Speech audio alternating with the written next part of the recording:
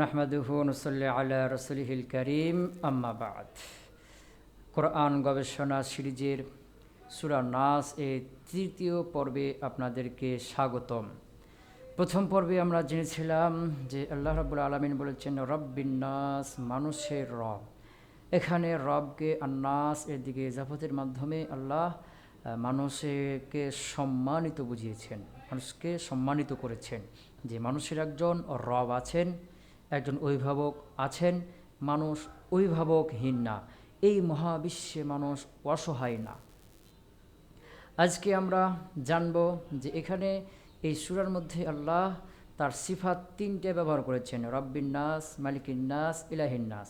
তো এই তিনটে সিফাতের অর্থ কী এবং এইগুলোকে এই সিরিয়ালে সাজানোর রহস্যটা কী, একটু মনোযোগ দিয়ে শুনলে আমরা বিষয়টা বুঝতে পারব।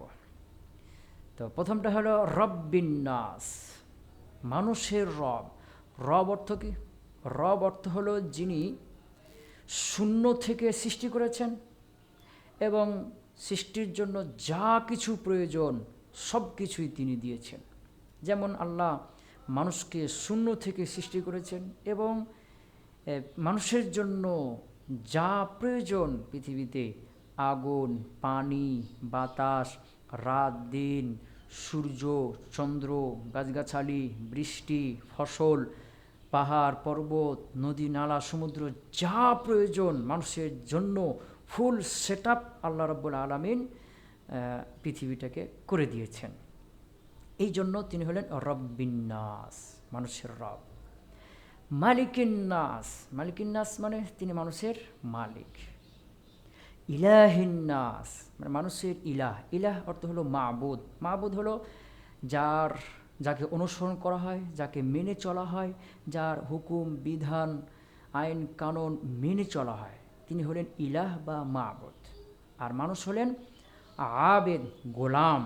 আর আল্লাহ হলেন মাবুদ, অর্থাৎ আল্লাহর হুকুম, বিধান, আইন কানুন মেনে চলা হয়।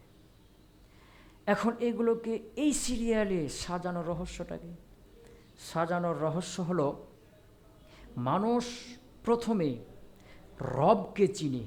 রবকে চিনবে। কিভাবে? মানুষ প্রথমে একটু চিন্তা ভাবনা করবে যে আমাকে কে সৃষ্টি করলো এবং আমার জন্য পৃথিবীতে যা দরকার ফুল সেটআপ দিয়ে, আগুন, পানি, বাতাস সবগুলো দিয়ে ফুল একটা সেটআপ তৈরি করে আমাকে করে দিল। এইভাবে গবেষণা করলে মানুষ প্রথমে রবকে চিনবে।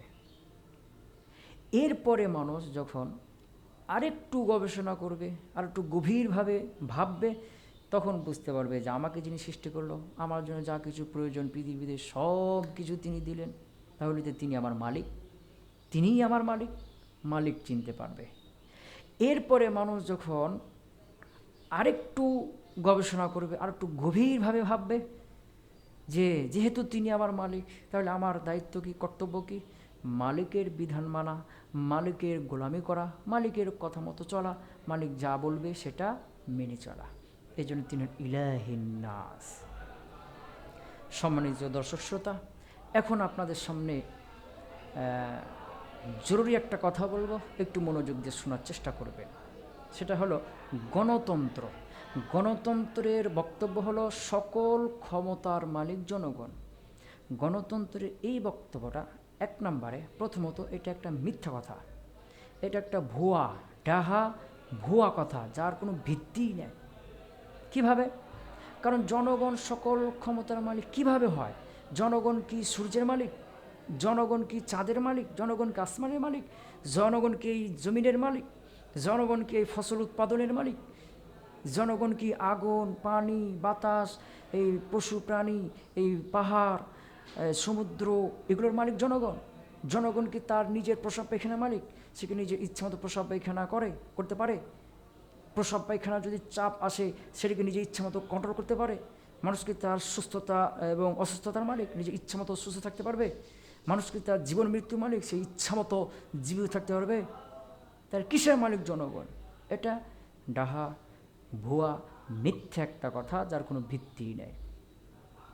দ্বিতীয়ত, যদি মেনেও নেওয়া হয় যুক্তির খাতিরে যে সকল ক্ষমতার মালিক জনগণ, তাহলে প্রশ্ন আসবে জনগণের মালিক কে? কারণ জনগণ হলো সৃষ্ট, তাকে সৃষ্টি করা হয়েছে, আর যেটা সৃষ্ট তার একজন সৃষ্টিকর্তা থাকে, আর যিনি সৃষ্টিকর্তা হবেন তিনি হবেন মালিক। তাহলে জনগণের সৃষ্টিকর্তা কে? জনগণের সৃষ্টিকর্তা, জনগণের মালিক কে তাহলে? তো জনগণের মালিক হলো যিনি জনগণকে সৃষ্টি করেছেন এবং জনগণের জন্য, মানুষের জন্য পৃথিবীতে যা যা প্রয়োজন, আগুন, পানি, বাতাস, সূর্য, চন্দ্র, গাছগাছালি, ফসল, বৃষ্টি, যা প্রয়োজন সব কিছু দিয়েছেন, তিনিই হলেন জনগণের মালিক, আর তিনি হলেন আল্লাহ।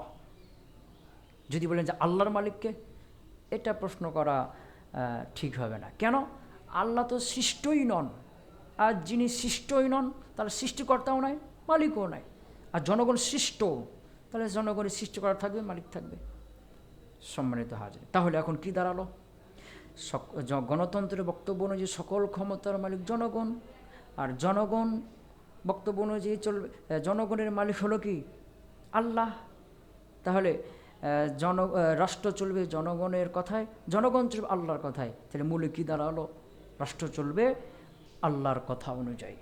সম্মানিত হাজিরিন, এখন আমাদের যেটা দায়িত্ব সেটা হলো জনগণকে, মানুষকে তার মূল মালিককে চিনিয়ে দেওয়া। মানুষ যখন তার মূল মালিককে চিনবে, যে তাকে পৃথিবীতে পাঠিয়েছেন, পৃথিবীতে সকল কিছুর ব্যবস্থা করে দিয়েছেন, যার কাছে এই মানুষকে ফিরে যেতে হবে, এই মূল মালিককে যখন জানতে পারবে, তখন মানুষ সেই মালিকের কথা অনুযায়ী নিজেকে চালাবে, পরিবার চালাবে, সমাজ চালাবে, দেশ চালাবে। সেই আল্লাহর বিধিবিধান অনুযায়ী তখন রাষ্ট্র সব কিছুই চালাবে। হাযা ইনদি ওয়াল ইলমু ইনদাল্লাহ, এটা আমার পক্ষ থেকে, আর সঠিক এলেম আল্লাহর কাছে রয়েছেন। এগুলো যদি ভুল হয়ে থাকে তাহলে সেটা আমার ভুল, এটা কোরআনের ভুল না। আমার বুঝে হয়তো ভুল, কিন্তু কোরআনে ভুল না। আল্লাহ রাব্বুল আলামিন আমাদেরকে চিন্তা, ভাবনা, গবেষণার মাধ্যমে সঠিকটার কাছে পৌঁছার এবং সেটাকে গ্রহণ করার তৌফিক দান করুন। আল্লাহুম্মা আমিন।